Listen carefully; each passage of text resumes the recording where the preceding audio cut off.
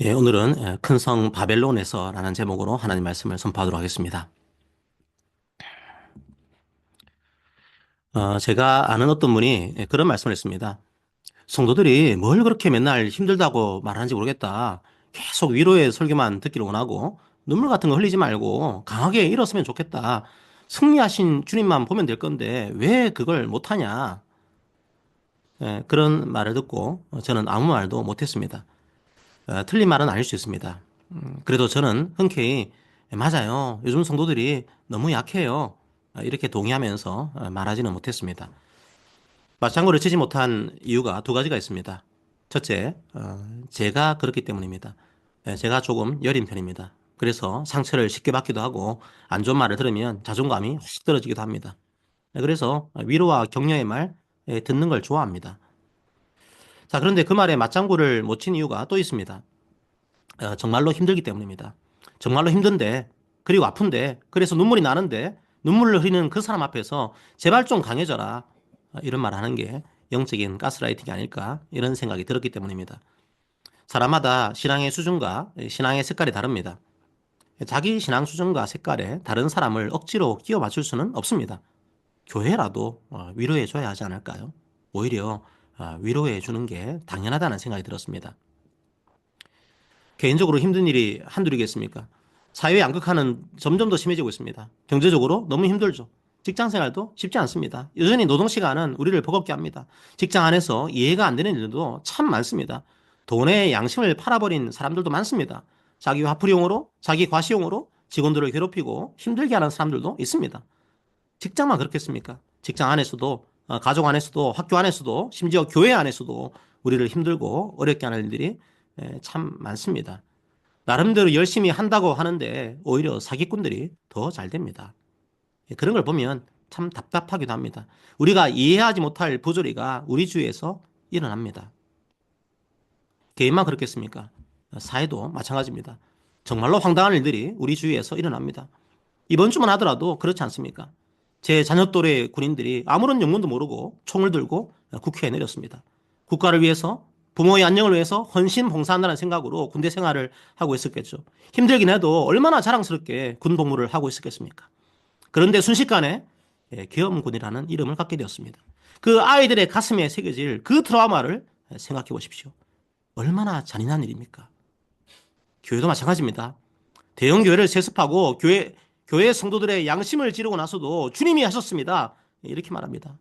성도 여러분, 교회와 관련된 유튜브도 주의해서 보십시오. 좌와 우의 문제를 말하는 게 아닙니다. 온갖 극단적인 유튜버들이 순진한 어르신들을 꼬드겨서 수십, 수백, 수천만 원을 벌고 있습니다. 말씀으로 생명을 전하는 것이 아니라 말씀으로 장사를 하고 있는 거죠. 생명과 기쁨을 선포하는 복음의 기쁜 소식이 아니라 혐오와 차별과 음모와 저주와 사망의 소식으로 가짜 복음, 사이비 복음을 전파합니다. 성도 여러분, 힘듭니다. 우리는 지금 큰 성 바벨론에 살고 있습니다. 우리가 땅을 딛고 살고 있는 이 세계가 얼마나 허약한 세계인지 우리가 목도했습니다. 바로 우리는 이런 바벨론에 살고 있습니다. 요한계시록 18장 2절과 3절을 읽어드리겠습니다. 힘찬 음성으로 외쳐 이르되 무너졌도다 무너졌도다 큰 성 바벨론이요 귀신의 초소와 각종 더러운 영이 모이는 곳과 각종 더럽고 가증한 새들이 모이는 곳이 되었도다. 그 음행의 진노의 포도주로 말미암아 만국이 무너졌으며 또 왕의 왕들이 그와 더불어 음행하였으며 땅의 상인들도 그 사치의 세력으로 치부하였다 하더라. 바벨론이라는 도시가 상징하는 것이 무엇입니까? 크기를 숭상하는 세력입니다. 타인의 아픔 따위는 관심이 없습니다. 자기를 숭배하는 세력입니다. 하나님의 말씀을 따르지 않는 세력입니다. 바로 그게 성경에서 말하는 음행입니다. 하나님의 말씀을 따르지 않는 거죠. 하나님이 뭘 말씀하셨습니까? 하나님을 사랑하고 이웃을 사랑하라 말씀하셨습니다. 생명을 존중하라 말씀하셨습니다. 그걸 위해서 예수님이 피를 흘렸다 말하고 있습니다. 하지만 바벨론에서는 자기를 숭배합니다. 이웃의 생명과 고통 따위에는 관심이 없습니다. 바로 그게 우상들과 음행을 하고 있는 겁니다. 바로 그게 바벨론을 숭배하는 왕들이 하는 일들입니다. 바벨론에는 왕들만 있을까요? 상인들도 있습니다. 어떤 상인들입니까? 정상적인 상인들이 아닙니다. 탐욕과 사치로 물든 세력입니다. 그 상인들이 팔고 있는 게 뭘까요? 18장 13절을 봅시다. 계피와 향료와 향가, 향유와 유향가, 포도주와 감람유와 고운 밀가루와 미리오, 소와 양과 말과 수레와 종들과 사람의 영혼들이라. 18장 13절은 바벨론 상인들이 팔았던 상품의 목록이 나와 있습니다. 특이한 게 보입니다. 그들은 사람의 영혼들을 팔았습니다. 로마 당시의 종들은 영혼이 없는 상품으로 취급됐습니다. 상인들은 영혼이 없는 상품으로 종들을 팔았던 겁니다. 하지만 요한은 그 상인들이 사람들의 영혼을 팔았다 말하고 있습니다. 하나님의 형상으로 창조된 사람들을 팔았다고 말합니다. 바벨론의 상인들은 심지어 영혼이 있는 사람들도 하나님의 형상으로 존귀하게 창조된 사람들도 상품의 하나로 팔았던 겁니다. 이게 언제 일어나고 있는 일들입니까? 로마에서만 일어난 일들입니까? 아니요. 예수님이 재림하시기 전까지 이 땅에서 일어날 일들입니다. 앞으로도 일어날 일들입니다. 우리는 그런 세계 속에 살고 있는 겁니다. 우리네 사회도 사람들을 상품처럼 여기고 있지 않습니까? 우리 아이들을 영혼이 없는 상품처럼 그 손에 총을 들리고 전쟁터가 아닌 곳에 밀어넣은 겁니다. 자기의 탐욕을 위해서 말이죠. 극단적인 유튜버들은 자기의 탐욕과 사치를 위해서 사람들의 영혼을 상품으로 갈아놓고 있습니다. 심지어 성도라고 불리는 일부 사람들이 그런 유튜버들에게 환호하고 있습니다. 우리가 살고 있는 세계가 바로 그런 세계입니다. 어디를 가야 안식을 누릴 수 있을지 혼란스러운 세계입니다. 그래서 저는 쉽게 그분의 말에 동의할 수 없었습니다. 왜 힘들다고 하냐고요? 힘드니까요. 정말로 말도 안 되는 일들이 우리 주위에서 일어나고 있으니까요. 성도 여러분, 우리는 큰 성 바벨론에 살고 있습니다. 요한계시록에서 편지를 받았던 7교회도 로마라고 하는 큰 성에서 살고 있었습니다. 어렵고 힘들었습니다. 자, 그러면 우리는 어떻게 해야 할까요? 4장 1절과 2절을 다시 봅시다. 이 일 후에 내가 보니 하늘에 열린 문이 있는데 내가 들은 바 처음에 내게 말하던 나팔소리 같은 그 음성이 이르되 이리로 올라오라. 이후에 마땅히 일어날 일들을 내가 내게 보이리라 하시더라. 내가 곧 성령에 감동되었더니 보라 하늘에 보좌를 베풀었고 그 보좌 위에 앉으신 이가 있는데. 요한계시록 4장과 5장은 요한이 봤던 두 번째 환상을 기록하고 있습니다. 4장과 5장 바로 앞에는 뭐가 기록되어 있을까요? 2장과 3장은 초대교회의 모습이 나옵니다. 그런데 초대교회의 모습이 만만치 않습니다. 큰 성 바벨론에서 힘겹게 살아가고 있습니다. 고통스럽습니다. 핍박이 있습니다. 때로는 넘어지기도 합니다. 그래서 주님이 칭찬도 하시지만 책망도 하십니다. 현재 우리의 모습과 비슷합니다. 예수 그리스도를 믿지만 여전히 힘듭니다. 믿음을 지키고 불의와 타협하지 않으려고 하는데 삶이 그렇게 녹록하지 않습니다. 눈물도 나고 고통스럽습니다. 그래서 때로는 무너지기도 합니다. 바로 그런 초대교회 사람들에게 하나님께서는 하늘 보좌를 보여줍니다. 원래 요한계시록에 나오는 많은 환상들은 이 땅에서 일어난 일들을 상징적으로 보여주고 있습니다. 그런데 특이하게 4장과 5장은 이 땅의 환상이 아닙니다. 하늘의 환상입니다. 하늘 보좌의 환상을 요한에게 보여주시는 겁니다. 자, 한번 이 하늘의 환상을 봅시다. 하늘 보좌가 있습니다. 보좌라는 말보다는 사실 왕좌가 더 어울립니다. 왕이 앉는 자리죠. 하늘 왕좌에는 하나님이 앉아 계십니다. 그리고 그 주위에는 24장로들이 있습니다. 24장로들은 상징적인 숫자죠. 구약 12지파하고 신약 12사도를 더한 겁니다. 모든 하나님의 백성들을 상징합니다. 그런데 이들도 보좌에 앉아 있습니다. 함께 다스리고 있는 거죠. 그리고 24장로들 주위에는 네 생물들이 있습니다. 4는 모든 피조물의 숫자입니다. 그 하늘 보좌에서 뭘 하고 있을까요? 4장 10절을 봅시다. 24장로들이 보좌에 앉으신 이 앞에 엎드려 세세토록 살아계시는 이에게 경배하고 자기의 관을 보좌 앞에 드리며 이르되. 하나님의 백성과 모든 피조 세계가 하나님께 경배를 드리고 있습니다. 예배를 드리고 있습니다. 이 헬라어는 제가 몇 번을 말씀드린 것 같습니다. 프로스퀴네오. 하나님 앞에 바짝 엎드리고 있는 겁니다. 바로 그게 경배입니다. 무슨 말입니까? 초대교회 성도들을 생각해 봅시다. 당시 사람들은 로마 황제를 숭배했습니다. 큰 성 바벨론에 있는 왕을 경배한 겁니다. 그 왕은 힘이 있었습니다. 사람의 육체를 죽일 권세가 있었습니다. 지금으로 따지면 총과 칼과 탱크로 무장하고 있었습니다. 그 왕은 자기의 권세로 사람들을 압박했습니다. 누구도 그 왕을 이길 수 없을 것 같습니다. 그 왕을 따르지 않으면 고통이 따라왔습니다. 경제활동하기가 쉽지 않았습니다. 그 왕이 두려웠습니다. 그래서 그 왕을 경배했습니다. 그 왕 앞에 엎드려 절한 겁니다. 그 시대 사람들이 엎드려 경배한 것은 하나님이 아니었습니다. 로마의 황제였습니다. 로마의 황제를 경배하지 않는 성도들에게는 고통이 닥쳤습니다. 자, 하지만 칼과 방패를 든 사람들 앞에서 그들은 무릎 꿇지 않은 겁니다. 하지만 고통이 찾아왔습니다. 로마 황제는 그들을 콜로세움에 집어넣었습니다. 사자의 밥이 되었습니다. 온몸에 기름칠을 하고 그 몸에 불을 붙였습니다. 성도들을 거리의 가로등으로 사용했습니다. 죽음으로 믿음을 지켰는데 이 바벨론은 여전히 변할 기미가 보이지 않습니다. 악의 세력은 여전히 창궐하고 있습니다. 어떻게 해야 할까요? 이 땅에서 믿음을 지키는 성도들은 너무 어렵습니다. 힘듭니다. 빨리 큰 성 바벨론이 무너지고 사랑과 정의의 하나님의 나라가 왔으면 좋겠습니다. 하지만 주님은 당장 모든 세상을 쓸어버리지 않습니다. 주님은 악한 사람들도 회개하고 다시 돌아오기를 기다리고 있습니다. 우리는 이 땅에서 인내하며 그 때를 기다려야 합니다. 하지만 너무 버겁고 힘듭니다. 그래서 주님은 힘겨운 이 땅을 살아갈 수 있도록 우리에게 몇 가지의 위로를 주십니다. 우선 우리의 시선을 하늘로 돌리게 하십니다. 이 땅이 아니라 하늘 보좌에서 일어나는 일들을 보게 하십니다. 이 땅은 큰 성 바벨론과 그 바벨론의 왕을 경배하지만 하늘 보좌에서는 하나님과 어린 양 대신 주님을 경배하고 있습니다. 자, 그런데 이게 왜 우리에게 위로가 될까요?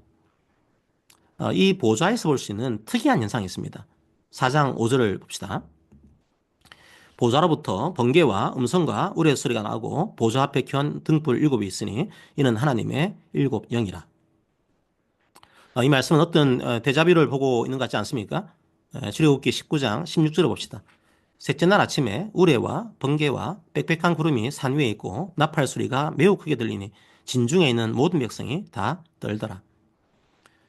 출애굽기 19장은 출애굽을 하고 나서 모세가 시내산에서 하나님을 만날 때의 일들을 기록하고 있습니다.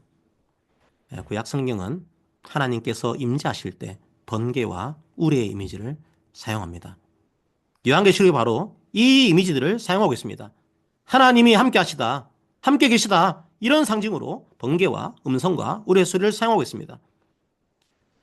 그런데 성도 여러분들이 요한계시록을 읽어 나가시다 보면 이런 번개와 음성과 우레 소리를 자주 보게 됩니다.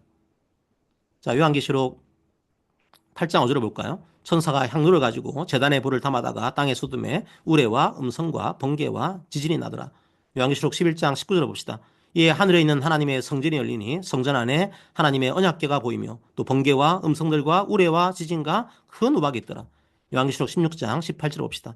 번개와 음성들과 우레 소리가 있고 또 큰 지진이 있어 얼마나 큰지 사람이 땅에서 온 이래로 이같이 큰 지진이 없었더라. 요한계시록은 이 땅의 심판을 상징적으로 보여주고 있습니다. 7 인의 심판이 있습니다. 그리고 7 나팔의 심판이 있습니다. 그리고 7 대접의 심판이 있습니다. 번개와 음성과 우레소리는 7인 심판에서 7번째 심판 때 등장합니다. 7 나팔 심판에서 7번째 심판에 등장합니다. 7 대접 심판에서 7번째 심판 때 등장합니다. 그러니까 7번째 심판을 할 때마다 등장하고 있습니다. 무슨 말입니까? 하나님께서 심판하신다는 겁니다. 이 땅의 눈으로 볼 때는 바벨론과 거기에 있는 왕이 사람들을 비판하고 심판하는 것처럼 보이지만 하늘의 시각에서는 그렇지 않다는 겁니다. 결국은 우상과 음행하고 탐욕과 사치로 사람들을 핍박한 바로 그 사람들을 하나님이 심판하신다는 겁니다.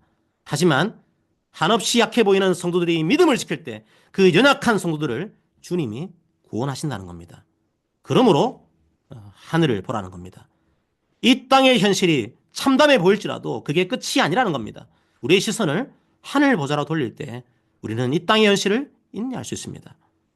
이런 참담한 현실 속에서 우리는 무력하고 연약해 보일 수 있습니다. 그때 주님의 관점으로 이 땅을 보라는 겁니다. 이 땅을 감찰하고 계시는 주님의 시선으로 이 땅을 보라는 겁니다. 그때 우리는 이 땅의 부조리에 대항할 수 있습니다. 온갖 탐욕과 사치에 저항할 수 있습니다. 바벨론의 왕에게 바른 말을 할 수 있습니다. 그러므로 두려워 말라는 겁니다. 하늘의 보좌 앞에서 장엄하게 예배드리고 있는 모든 주의 성도들을 보여주시면서 핍박당하는 성도들을 주님은 격려하시고 위로하고 계신 겁니다. 그리고 우리는 또 하나의 놀라운 사실을 발견할 수 있습니다. 요한계시록 5장 8절을 읽어봅시다. 그 두루마리를 취하시며 네 생물과 24장로들이 그 어린 양 앞에 엎드려 각각 검은고와 향이 가득한 금 대접을 가졌으니 그 향은 성도의 기도들이라. 6장부터 7인 심판이 나옵니다. 예수님께서 7인으로 봉인되어 있는 두루마리를 취하십니다. 이제 그 두루마리에 있는 봉인을 뗄 때마다 심판을 하게 됩니다. 그런데 그 심판의 자리에 뭐가 동시에 등장하고 있습니까? 바로 성도의 기도가 등장합니다. 무슨 말일까요? 성도의 기도 소리를 듣고 이 심판을 하신다는 겁니다. 탄식하고 애통하는 성도들의 소리를 주님께서 들으시고 심판을 하신다는 겁니다. 이 모습도 출애굽의 대자비 같습니다. 출애굽을 하게 된 이유가 뭐였을까요? 역시 애통하는 기도였습니다. 출애굽기 2장 23절에서 25절을 읽어봅시다. 여러 해 후에 애굽 왕은 죽었고 이스라엘 자손은 고된 노동으로 말미암아 탄식하며 부르짖으니 그 고된 노동으로 말미암아 부르짖는 소리가 하나님께 상달된지라. 하나님이 그들의 고통 소리를 들으시고 하나님이 아브라함과 이삭과 야곱에게 세운 그의 언약을 기억하사 하나님이 이스라엘 자손을 돌보셨고 하나님이 그들을 기억하셨더라. 그들은 너무 고통스럽기 때문에 기도했습니다. 그냥 조용히 기도한 것도 아닙니다. 울부짖으면서 기도했습니다. 주님이 그 소리를 들으셨습니다. 바로 그 기도가 이스라엘에게는 구원이 되었고 애굽에게는 심판이 되었습니다. 이 땅의 성도들이 탄식하며 기도할 때 주님은 들으십니다. 주님께 들고 갈 것은 아무것도 없습니다. 마음만 들고 가면 됩니다. 원래 구약에서는 기도할 때 제물을 드렸습니다. 소나 양 같은 희생 제물을 드리면서 기도를 한 거죠. 그런데 요한계시록에는 성도가 기도할 때 희생 제물을 드렸다는 말이 안 나옵니다. 자, 하지만 바로 앞에 어린 양이 나옵니다.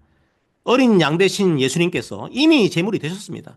그러므로 이제 성도들의 기도는 하늘 보좌로 바로 드려지게 됩니다. 그리고 그 애통하는 소리를 들으시고 성도들은 구원하시고 회개하지 않는 사람들은 심판하십니다. 그런데 조금 이상하지 않습니까? 하나님께서 사람의 기도에 종속이 된 분입니까? 기도하지 않으면 움직이지 않는 분입니까? 우리가 좀 더 정화수에 물 떠놓고 정성을 들여야 하는 겁니까? 그런 의미는 아닐 겁니다. 하나님은 모든 것들을 뜻대로 하실 수 있습니다. 그런데 왜 기도 소리를 들으시고 돌보시는 걸까요? 왜 기도 소리를 들으시고 악을 심판하시는 걸까요? 우리가 자녀이기 때문입니다. 아버지의 일에 자녀가 동참할 수 있도록 은혜를 주신 겁니다. 바로 그게 기도의 신비입니다. 우리가 기도하지 않아도 주님은 주님의 때에 주님의 일들을 이루실 것입니다. 하지만 우리가 기도하지 않으면 주님의 일에 동참하는 감격을 누릴 수 없습니다. 주님은 우리가 이 놀라운 주님의 일들에 함께 참여하기 원하십니다. 그 감격과 기쁨을 우리가 누리기 원하십니다. 사실 기도는 의무이기도 하지만 은혜입니다. 기도할 때 주님의 일에 함께 동참하는 은혜를 알게 됩니다. 바벨론과 같은 이 땅에서 괴롭고 힘들 때 주님께 탄식합시다. 그때 주님께서 하늘 보좌에서 일하시는 것들을 우리가 알게 될 것입니다. 성도 여러분, 바벨론과 같은 이 참담한 현실에서 하늘 보좌를 바라볼 때 우리는 이 세계를 말씀의 시각으로 해석할 수 있게 됩니다. 우리가 기도할 때 이 고통스러운 현실에서 주님의 사역에 동참할 수 있게 됩니다. 그런데 동시에 기도가 현실을 회피하는 용도로 사용될 때가 많습니다. 큰 성 바벨론에서 탐욕과 사치와 우상 숭배에 참여하도록 우리를 압박한다고 가정해 봅시다. 어떻게 할까요? 주님, 하늘을 보겠습니다. 그리고 기도하겠습니다. 이렇게 말하고서 그 죄악에 참여하면 될까요? 그건 주님의 사역에 동참하는 게 아닙니다. 현실을 회피하는 수단으로 기도를 악용하는 겁니다. 기도하고 동시에 행해야 합니다. 요한계시록 18장 4절을 읽어봅시다.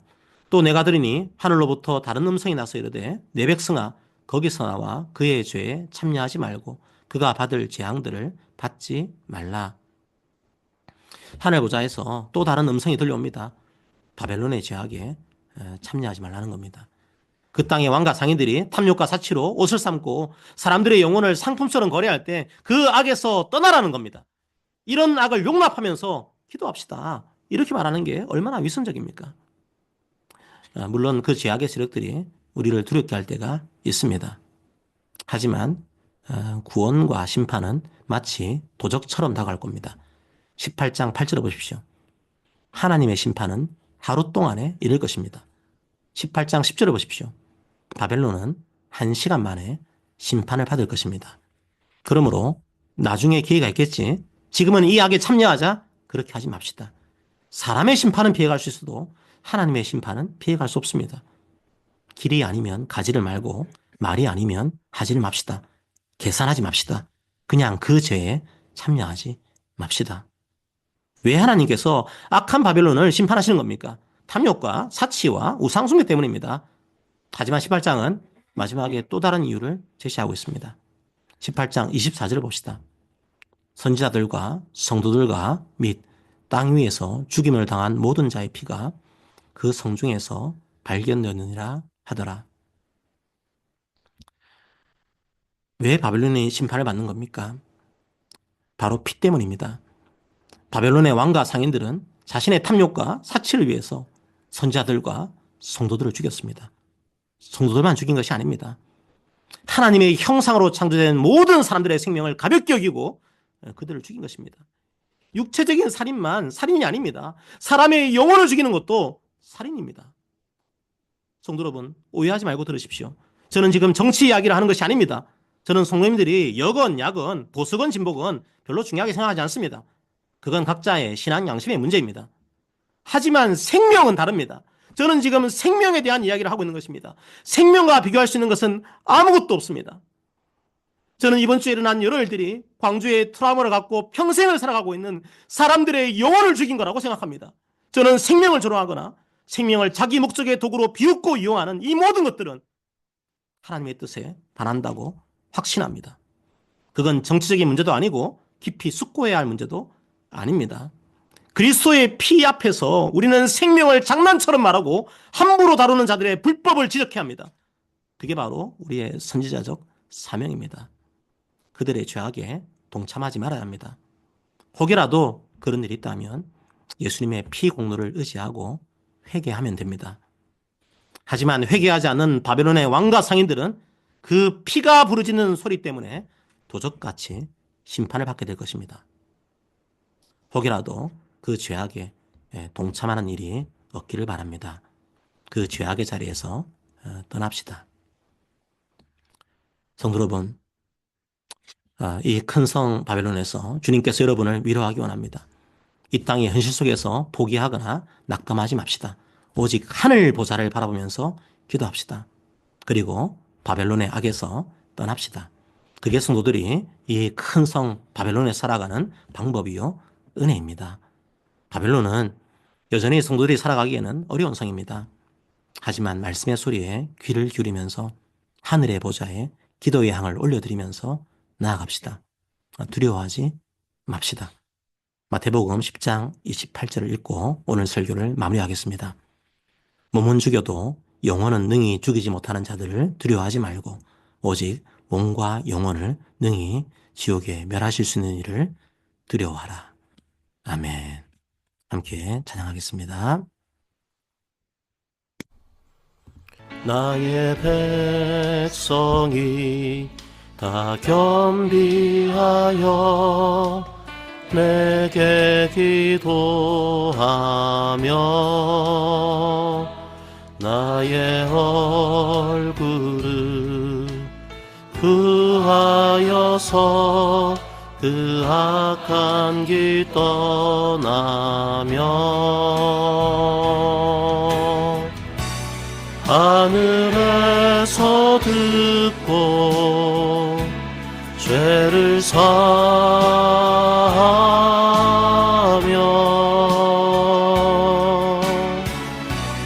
그들의 땅을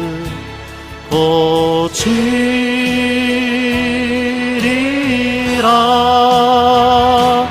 아버지여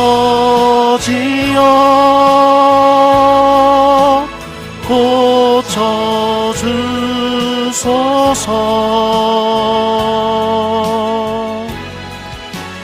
이 나라 주의 것 되게 하소서.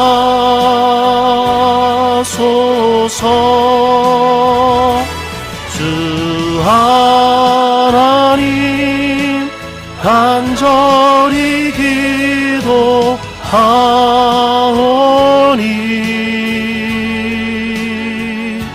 상한 이 땅 새롭게 하소서.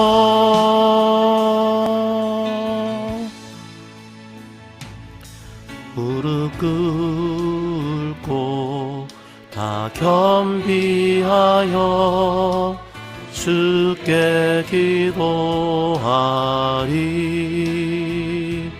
주의 얼굴을 구하여서 그 악한 길 떠나리. 주님의 자비로 죄를 사하며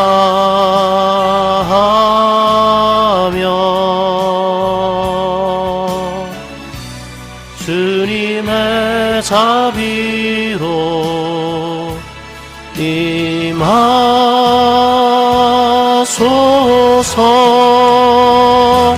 아버지여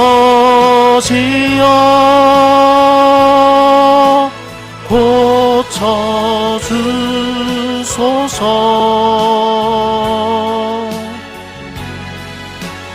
이 나라 주의 것 되게 하소서.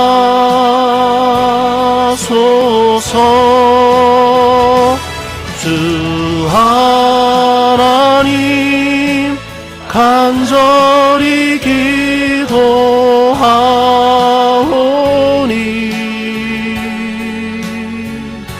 상한 이 땅 새롭게 하소서. 역사의 주관자는 하나님이십니다.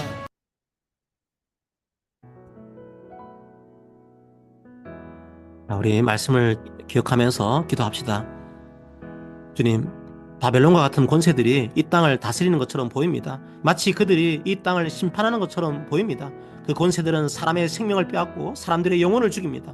하지만 주님, 우리들은 이 모든 것을 주관하시고 결국은 심판하시는 분이 오직 하늘 보좌에 앉으신 하나님이심을 믿습니다.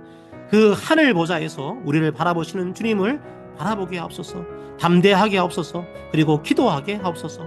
주님과 함께 이 땅에서 동역하는 기쁨을 누리게 하옵소서. 주님, 권세를 갖고 탐욕과 사치로 선지자들을 죽이고 성도들을 죽이고 이 땅에 있는 자들을 죽이는 권세들의 제약에 우리가 빠지지 않게 하옵소서. 그래서 그들이 받을 재앙을 우리가 받는 어리석음을 범하지 않게 하옵소서. 무엇보다 주님, 이 땅을 불쌍히 여기시고 이 땅을 고쳐 주시옵소서. 혹시라도 이번 사태로 다시 그 영혼이 상한, 다시 그 영혼이 죽을 뻔한 그 사람들의 마음을 주님께서 위로해 주시고 주님께서 함께하여 주시옵소서. 기도하겠습니다.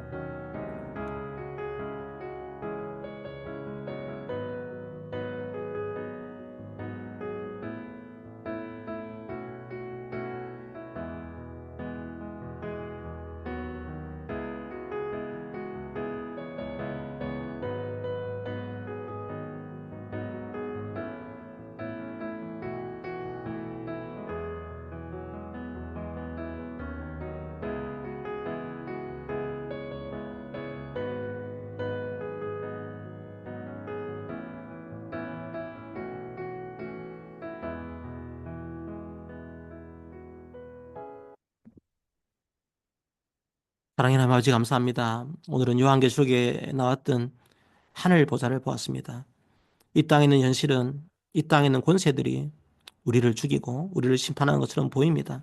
하지만 주님, 주님께서는 하늘 보좌 위에서 주님의 피값으로 사신 성도들을 감찰하시고 계십니다. 그들을 보고 계십니다. 그래서 그들을 구원하십니다. 하지만 그 땅의 성도를 핍박하는 자들, 아무런 까닭 없이 그들의 생명을 빼앗는 자들을 주님께서는 인내하시지만 결국은 회개하지 않을 때 그 죄를 심판할 것입니다. 하나님 아버지, 우리가 두려운 마음으로 그 사실을 목도하게 하여 주시옵소서. 주님, 무엇보다 우리가 기도하기 원합니다. 인간의 일들이 마치 인간이 하는 것처럼 보일 수 있을지라도 오직 주의 섭리 가운데 이루어지는 것임을 저희들이 믿습니다. 그 주의 섭리를 믿고 담대히 기도할 수 있도록 인도하여 주시옵소서. 기도한 다음에 이제 그 악한 곳에서 나가서 그 죄에 참여하지 않도록 저희들에게 지혜를 더해주시고 주의 사랑을 더하여 주시옵소서. 사랑의 하나님 아버지, 이런 생명조차도 하나님 아버지, 이런 영혼을 죽이는 일까지도 좌와 우의 잣대로 판단하거나 진보와 보수의 잣대로 판단하면서 우리들의 양심을 찌를 때가 있습니다. 하나님 아버지, 하지만 우리가 주께서 말씀하신 생명과 사랑 앞에서는 좌가 우가 없습니다. 보수와 진보가 없습니다. 오직 주의 말씀 앞에 저희들이 굳게 설 수 있도록 아버지 함께하여 주시옵소서. 혹이라도 이 가운데 일들로 마음이 상하거나 또 영혼을 또 상한 성도들이 있습니까? 주님께 찾아가셔서 위로해 주시고 세상의 일들은 우리를 위로하지 못할지라도 주의 말씀만이 우리를 위로하는 그 은혜를 부어주시기를 원합니다. 이 땅이 참 혼란스럽고 어렵습니다. 주님, 이럴 때일수록 우리 성도들은 인내하면서 서로 사랑하면서 하나님 아버지 이 혼란한 시기들을 잘 극복할 수 있도록 잘 인내할 수 있도록 아버지 함께하여 주시옵소서. 감사합니다. 예수님 이름으로 기도합니다. 아멘.